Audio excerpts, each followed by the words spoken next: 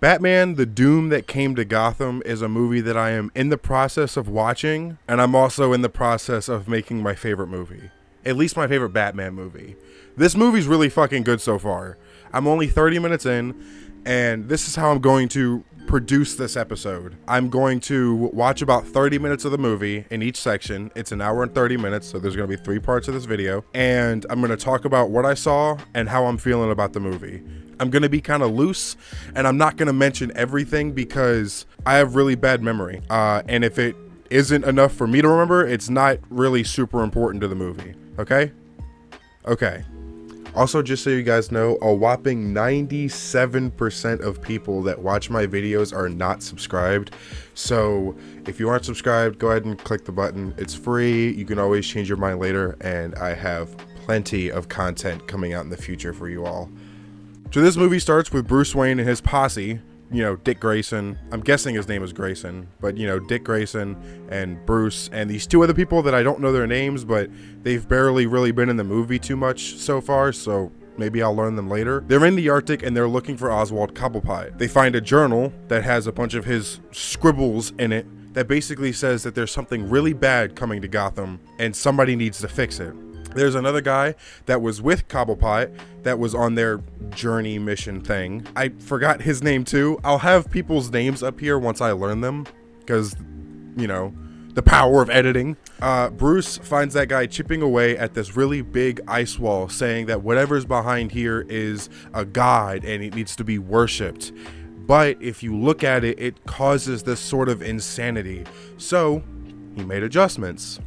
Bruce Wayne looks at it, goes somewhat halfway crazy for a little bit, and gets jumped by these deformed creatures, almost like vultures with 20 eyes. One of the things that I like about this movie the most so far is the animation. I love this form of animation a lot, and it's like every time somebody throws a really hard hit or kicks something like into a wall, the whole camera shakes. I love that kind of animation, and this movie's really great. This movie's fantastic so far. The voice acting is good. I don't know who plays Batman yet, or Bruce Wayne or whatever. I don't know who voices this dude yet, but it's definitely not Kevin Conroy. And unironically, I'm really fucking with it. Whoever this is, he doesn't have a great Batman voice because he doesn't have a Batman voice at all. It's just Bruce Wayne's voice, which is a bit weird. Your voice has to be at least a little bit deeper. Finally, they get back onto their boat because they've been gone from Gotham for 20 years. And their boat is very steampunk-like. Even Batman's outfit, at least so far into the movie, is very steampunk-like. It's like if you've ever seen Superman Red Sun, think of that Batman's outfit. It kind of looks like that mixed with like Victorian kind of style. It's really good and I like it a lot. So anyway, they go back to Gotham and they get invited to dinner by Oliver Queen. And it's at this point where we meet Harvey Dent. Not Two-Face, but Harvey Dent. And obviously, like in every iteration, he's charismatic and really likable. And I like this Harvey. I actually really do. So something in Cobblepot's notes mentioned Langstrom, Kirk Langstrom, which is Man-Bat. So Batman, not Bruce, but Batman goes to investigate and beats up a couple of cops. And then he picks up this notebook almost that Langstrom had left behind. And it's at this point where we are introduced to Talia al Ghul. On the highest of keys, Talia can get in this movie. But anyways, she grabs the book. She puts this like almost lizard thing into this dude's ear. And he becomes this big fucking fire monster and just starts duking it out with Batman. And that's where I left off so far. Oh, I'm sorry.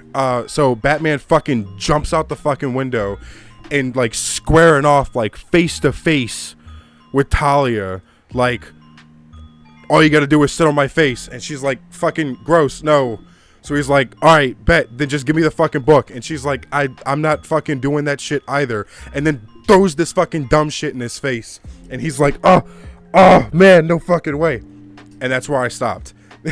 That was like right around the 30-minute mark. And I was like, I gotta make this video. So I'll see you in another, well, for you guys, it won't be another 30 minutes. But for me, I'll see you in another 30 minutes. I'm going to continue watching this movie. Okay. I am now an hour into this movie, and I basically just left off on this fucking bombshell of a fucking reveal, but I'm gonna get to that. Where we left off, Batman was talking to Talia al Ghul. Talia threw the fucking shit in his face, and my man Killer Croc shows up out of fucking nowhere. Croc does not say a fucking word in this movie, and I think it's because he's not the normal Killer Croc where he was like a dude who had a skin condition that just started to hate humanity. I think Killer Croc is just an actual fucking crocodile that's just in man shape, because he doesn't say anything. He just kind of fucking growls through the whole movie, right? So my man Killer Croc shows up, and he's like, yo, what's up, bro? You bitch made, and just starts fucking beating ass, right? And I mean like slamming Batman fucking everywhere, right? Some shit happens. Batman gets away because he's Batman, and then he shows up at Wayne Manor in the morning like, bruh, Alfred, this big ass fucking monster just beat my shit, bro. Get me to the fucking cave right now. And then later on that day, right? I'm skipping ahead like a lot, so just stay with me. Keep up. Later on that day, Dick rides a buoy boat to the ship that they came back to Gotham in, right? And fucking dies. I'm not joking. He fucking dies. He goes onto the ship, he sees like Mr. Freeze, and fucking dies. I'm guessing because like the ship is like super cold or some shit like that. Actually, presumably it was Croc that did it, because as he was going up into the ship, you saw this like little shadow under the water. Presumably it was Croc was the one to do it. Now again, like I said, I'm gonna be moving through this bit really quick, so just follow along, right?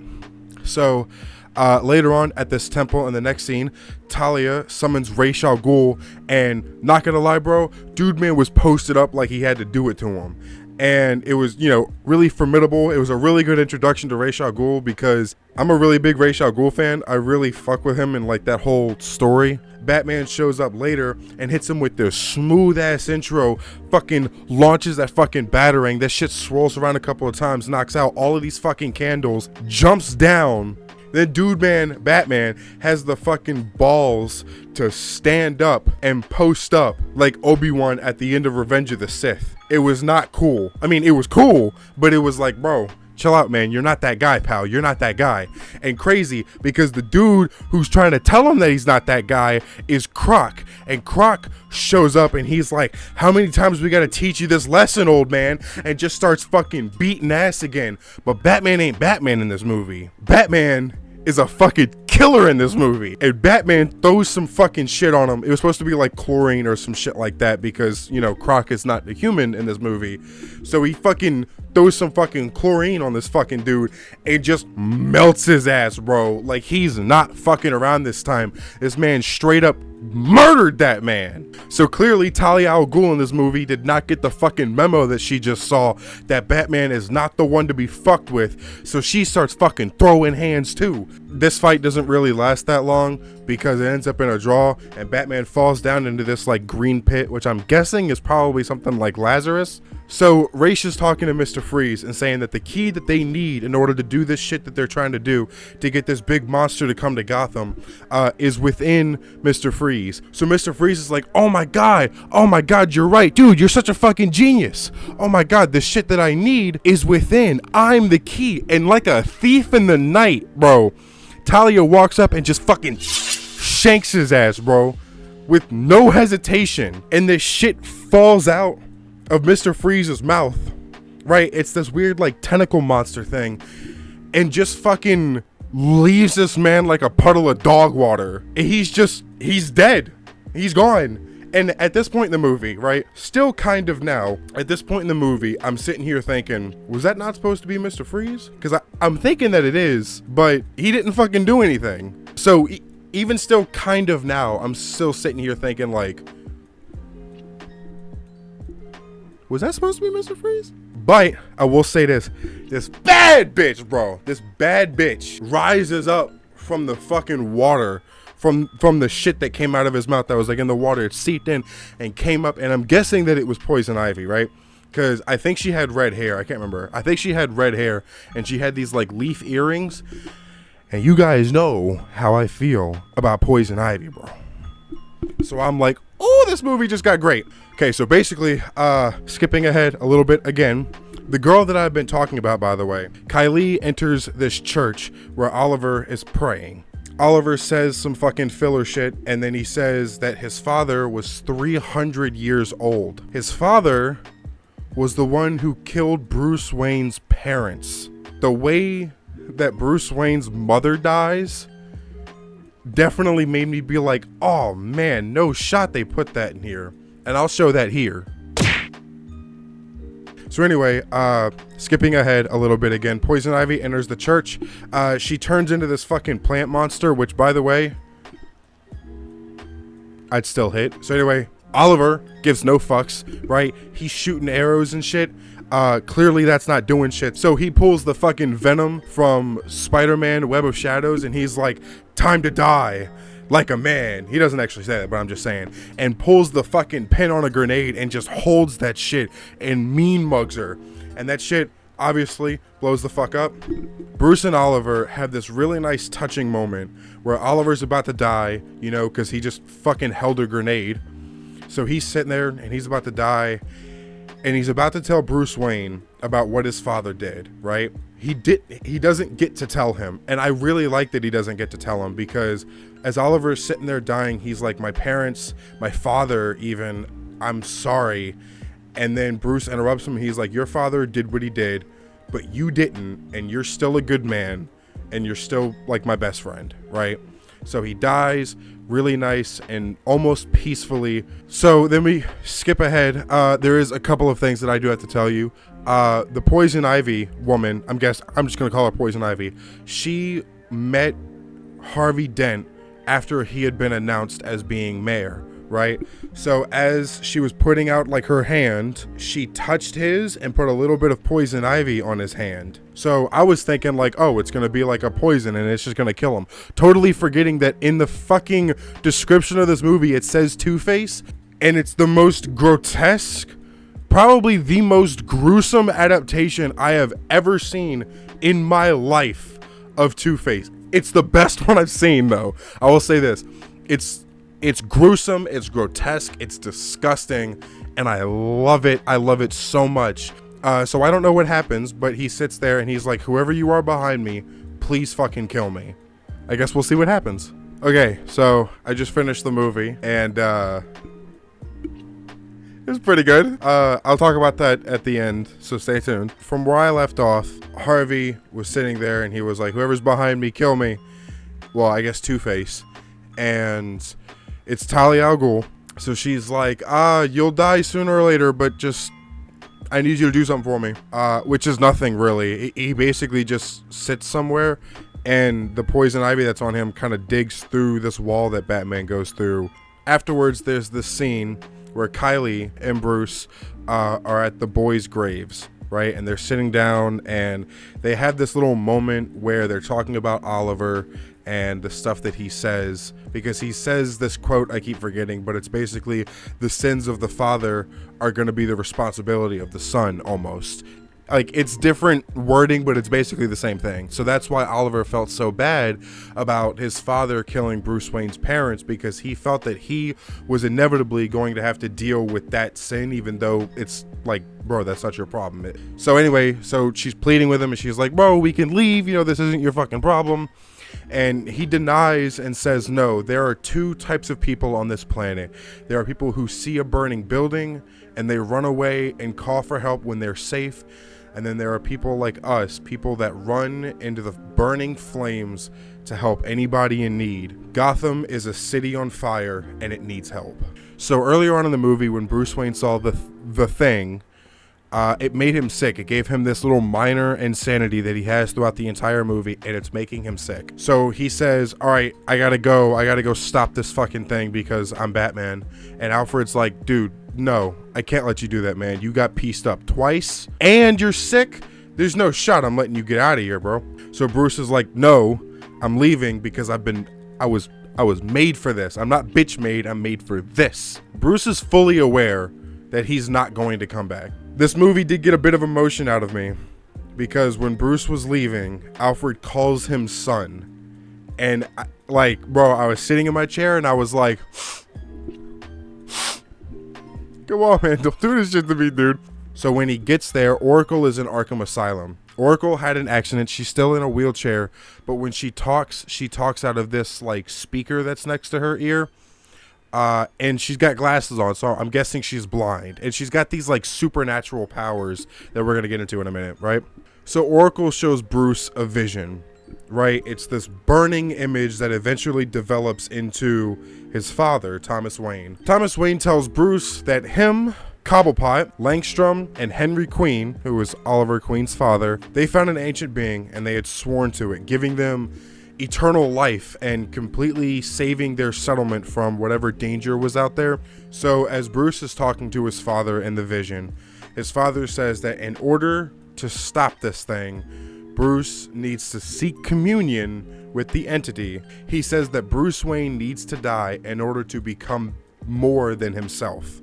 So during this communion, Bruce goes through the whole spiel that he needs to, and then when he's done, he falls through the floor and he confronts Harvey, Two-Face. They don't really have a lot to say to each other, which is a bit odd. Apparently they were really good friends, which, don't get me wrong, I do think that less is more, but at the same time, I feel like there was something like more that could have been said here, but they didn't really say anything at all. They actually said maybe a handful of words each to each other. Walking down the tunnel, going through the little like alcove that, you know, basically Two-Face had like made into the wall, Batman walks through and he starts walking down a tunnel and he sees undead versions of Oliver, Sanji, one of the kids that died, or I guess like one of his like boys that died, and Dick, the other son that died. They're undead versions of themselves, but using the arrows that have the blood of some holy figure that I can't remember. They basically free their souls, finally letting them rest. And as the arrow goes through the undead version of Ollie's head, he says, "Thank God. Go kick their ass, Bruce." And I love it. It's so good. And then he crumbles and his soul is free. So anyways, Batman goes into this little area and him and Talia start duking it out. Start beating the fucking brakes off each other, man. Talia, realizing that she's about to lose, hits Batman with some of this fucking magic knife shit, but Bruce doesn't give a fuck. He does not care one bit. He is equal rights, equal fights all the fucking way, and start duking it the fuck out with her too. Fucking right hook, left hook, right hook, left hook. Just beating the brakes off of her, right? Talia eventually gets the upper hand. Don't get it twisted. She is a good fighter. She gets the upper hand and she starts choking the fuck out of Bruce. She's just holding him up and she's choking the shit out of him and he goes limp. Smart move. She drops him. He says, bitch, I got you. Pulls out the fucking blicky and shoots his grapnel through her fucking shoulder, flying up into her and stabbing her with a fucking arrow. So Bruce finally gets to confront Ra's al Ghul. Bruce goes in for the kill, slicing up his arm, but apparently that shit does fucking nothing. So Ra's hits us with another banger, another fucking left hook of a fucking twist. Just starts shedding his fucking skin basically to reveal that he's fucking Cthulhu. Ra's al Ghul in this movie is Cthulhu. Get the fuck out of here. But hold up. Wait a minute. It's time to tell you why I keep calling him Bruce and not Batman. Because he isn't Batman yet. Stupid. Fucking dummy. Bruce sacrifices himself. Straight up. He's like, bro, it's cool, right? Cthulhu's like wrapping him in this like fucking cocoon. And Bruce starts having this epiphany. He's like, no shot, right? I can't even tell you exactly what happened because there was so much happening. What I saw was Bruce went into the cocoon and Batman came out. A literal, like, man bat, pretty much. But not man bat. He's still Batman. He still has, like, the brain of Bruce and everything. But his body has completely transformed into Batman. And Batman is not fucking around. He fucking zips around the fucking room, just tearing limb from limb off of Cthulhu. Not fucking around at all. Straight murdering this fucking guy. So as the entity starts to enter our reality, it gives Gotham a blood red sky. A giant eye appears, and Batman slams the vial that he's been carrying with him through pretty much the entire movie. So he slams the vial on the ground, and Dude Man that's on fire appears again and gives his proper sacrifice. Gotham burns as Kylie looks on in astonishment. So is this movie good? Yeah, it's a pretty good movie. I liked it. It had a good couple of twists. Actually, it had a lot of twists that I was not ready for. So yeah, it definitely took me for a bit of a roller coaster. If I had to give it some kind of rating, I'd probably give it like a 8.5 out of 10. If you like Lovecraft, if you like Batman, and if you like steampunkness, you're gonna love this movie. It's pretty good. Anyways, guys, thank you so much for watching this video. If you liked it, hit that subscribe button, hit that like button, turn on bell notifications so that you never miss an upload. Tell me what you guys think about this movie in the comments below. I'd love to hear it. I do my best to respond to every comment that I can. I do have a Patreon, so if you want to go donate there, that's cool. It's only $1, but if you can't spare that $1, don't sweat it. I'm not worried about it. But anyways, guys, I hope you enjoyed it, and I will see you all in the next video. Bye-bye.